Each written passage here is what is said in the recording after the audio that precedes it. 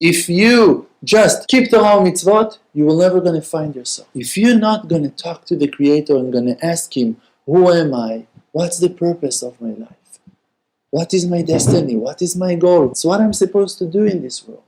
If you're not going to talk to Him about it, and every day you're going to ask yourself, is it right that I'm working in this business? Maybe I should change my direction. Maybe I should do this. Maybe I should do that. Who am I? Maybe I should learn on the things that I wanted to learn when I was young. Maybe I need to refresh myself. Am I happy to go every day in this direction? Maybe I need to make a change in my life.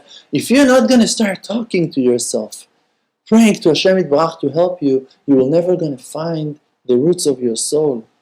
You can be so used to walk in patterns and in the regular ways of life like all people are that you can forget yourself very easily. Only if you're going to start fighting with your habits, with your laziness, with your fears. Only if you're going to wake up one morning and decide, I'm confronting my fears. I'm not letting them conquer my life. I'm not going to do things because I'm afraid. I'm going to start finding my real destiny. I want to be who that I am. I want to be happy for my life. I don't just want to be like others. I don't just want to be quiet and to be left alone. I want to achieve the purpose of my life. I don't want to give up on my dreams. I want to have goals in life and to achieve them and then to dream more until I'm going to achieve another thing and always to keep on growing. And I want to make people happy. I want to support people.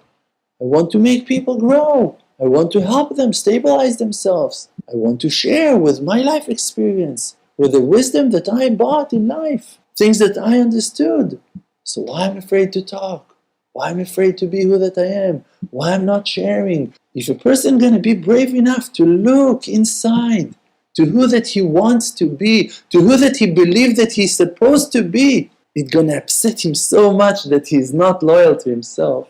He's going to feel so upset, so annoyed from the fact that he's supposed to do something great in life, that you're going to make a change. Before that you dare to confront your fears, to stand in front of the mirror and to say to yourself, you're lying to yourself for years.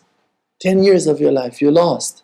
You were just working. Only when you're going to stand in front of that shame, that you're not who that you are, and you're going to be brave enough to say, I betrayed myself. I was not loyal to myself. I was not standing for my inner truth enough. If you're not going to do that, you will never going to find the real truth of who you are. What is your real destiny? Which change you really can make in the world? First of all, we need to stand in front of the mirror of our soul and to talk to ourselves, to ask questions and not to be afraid of the answers. And when you hear an embarrassing answer, don't be afraid to say, all right, let's see how I'm fixing it. Even if you feel like you ruin, even if you feel like you waste years of your life, so what? You can always do tshuva. Even in the last day of the life of a person, if he's doing a complete tshuva, he can fix 120 years. In one time that he came back to Hashem, and he admitted to Hashem, and he said, Hashem, I was lying to myself. I was too scared to be who that I am. I was too scared to say my opinion, to fight. I was too weak. Please give me powers. I don't want to lie to myself anymore. Before you stand in front of yourself like that, you will never gonna find who you are. So for that, we need to get used to that. To have a daily conversation with the Creator. It calls mitzvah tefillah. To talk to the Creator like you talk to your best friend. Like you talk to someone that you know that he loves you. Like you talk to someone that you know that you can count on him. That you can share, that you can open up yourself to him. That you can explain him exactly what you feel. Exactly your holy desires. And even what you're afraid of. And why you don't have the power to get rid of your bad habits, and why you rather to hide and to sleep late and not to move and not to rebuke and not to fight. If you're not going to admit on those things between you to yourself, you will never going to go out from your limitations. Only when you're going to decide, I want to set my soul free. I want to be who that I am, who that God made me to be. Only then you're going to start understanding the messages of Hashem Yitbarach. You can be an athlete that saved lives of thousands of people. You can be a police officer that's going to save thousands of people. You can be a soldier in the army. You can work in the library, the city library, and to be so nice and so kind to people that thousands of people in their lifetime going to do tshuva because of your smile. You can work in a kindergarten, a secular kindergarten, as a nanny, and to change people's life, one generation after the next, 1 year after the other, to smile to the parents, to be positive, to show them how they can also love their children, how they can connect themselves to their children, to give them advice, to give them power. You can work in a grocery store, to sell vegetables to people, and to be a hidden righteous man in that place. You don't need to be a gaon. You don't need to be the purest one. You don't need to be a genius. You don't need to be anything. You just need to be who that you are. Who that you are is already a holy soul.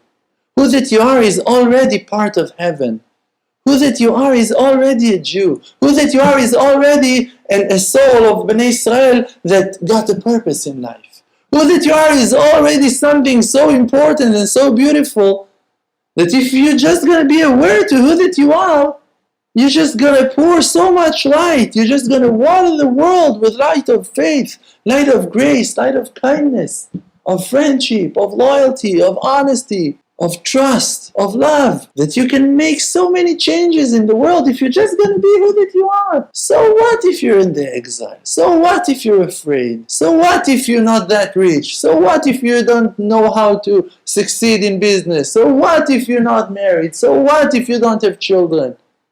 Look at what that you do have. Look at the full half part of the cup that you have. You have half of a cup full with water, and you're worried about the other. Instead of drinking the half that you have and to see how useful it can be, drink that half. You're going to have the power now to think how you're going to refill your cup. If you're not going to drink it because you're so worried to be who that you are and to enjoy from what that you have, you will die thirsty with water in your cup. You will never going to reach your destiny because you're afraid to admit in your failures, in your downs, in your fears. I'm telling you that if you're going to dare to stand in front of your fears, you're going to find out that they're not so bad. The fact that you're not dealing with your fears, that's what makes them be so frightening. You're telling stories to yourself. Your Yetzer Hara is making them to be so terrifying and so horrible. No, say the truth. You're not going to be hurt. Nothing going to happen to you. And if something going to shake, if something going to move, so what? So deal with that. When you're going to do that, you're going to become to be who that you are. You will understand how much more there is to it. You're going to find out that you have a spring of wisdom that is life and exists inside of your soul, inside of your being. Inner connection to the Creator through the channel that calls your soul. Freedom through faith.